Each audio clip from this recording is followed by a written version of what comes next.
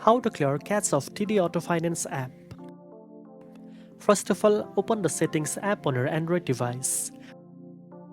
Scroll down and tap on Apps or Applications, depending on your phone model.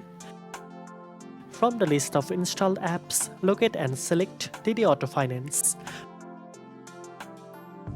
Once you are on the Apps info page, tap on Storage. Here you will see two options, Clear Data and Clear Cache. Now tap on Clear Cache to remove temporary files and free up space. This will not delete your login details or personal data, it only clears stored cache files that may be causing slow performance or glitches. After clearing the cache, reopen the TD Auto Finance app to see if the performance has improved. Now you know how to clear cache of TD Auto Finance app. If you found this tutorial helpful, don't forget to like, share and subscribe for more finance tips. Thanks for watching and I'll see you in the next one.